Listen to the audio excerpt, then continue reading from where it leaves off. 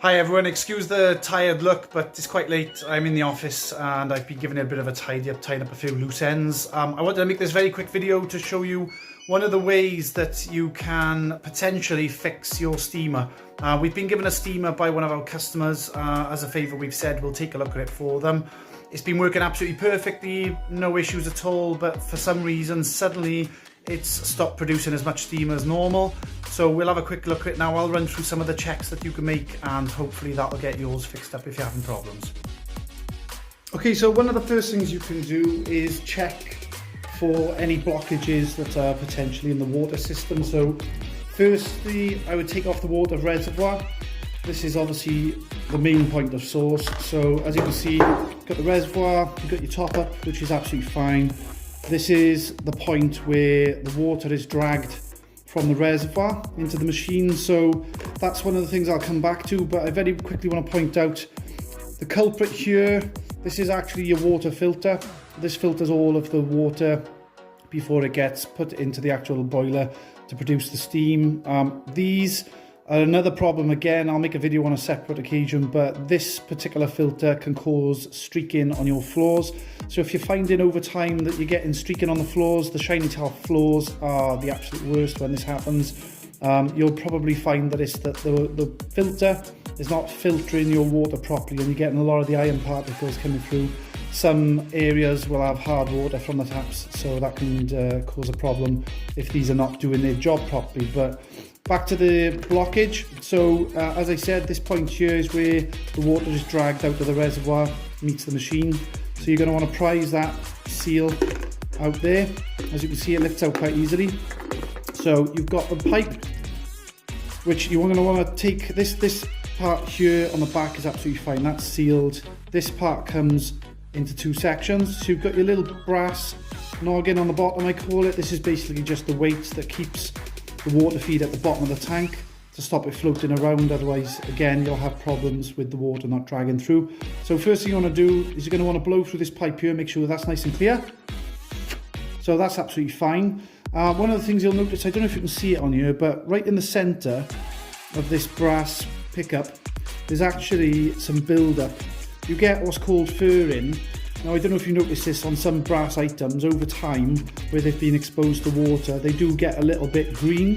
This is where your Brasso and things comes in, but for this particular occasion, we're not going to be able to fix that with Brasso, so that is going to be either dropping it in some boiling water with some bicarbonate of soda, which should hopefully free up all the residue in the middle. I'll just very quickly check that that is what the problem is with this one.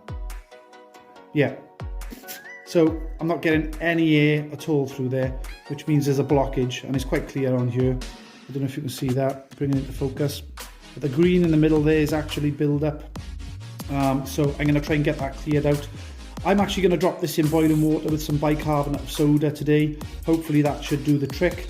The absolute last case is to get a sewing needle straight through the center of the eyelet and just basically poke it out the other side. So we'll do those two things now and hopefully that should get the problem solved, and we'll check if it's working.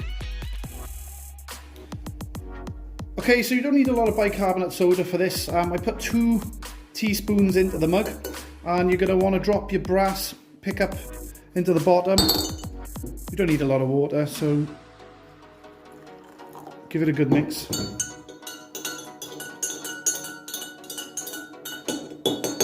And you can leave that for about 10 minutes. You might want to leave it for a little bit longer, but generally it doesn't need any more than that.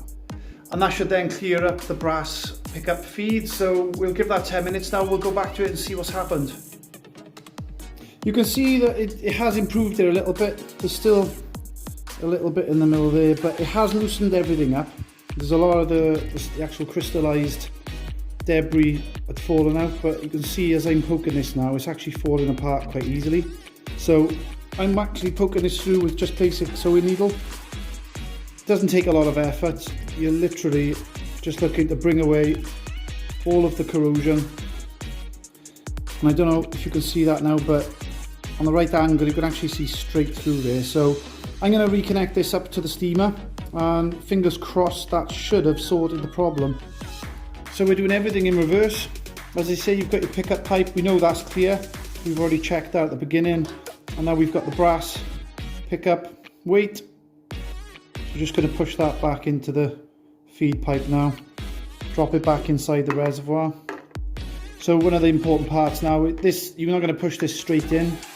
They're designed to be a really tight fit. So if you could just pinch it like that, push the one corner in, and then as you're trying to feed the rest in, give it a little twist, and it'll ensure then that it'll go back into its pocket. You'll feel it kicking in the lip.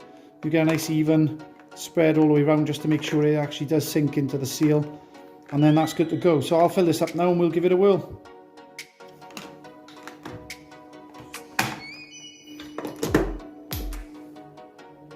Okay, so we got the green light.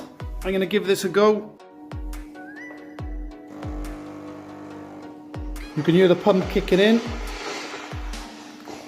And hey presto.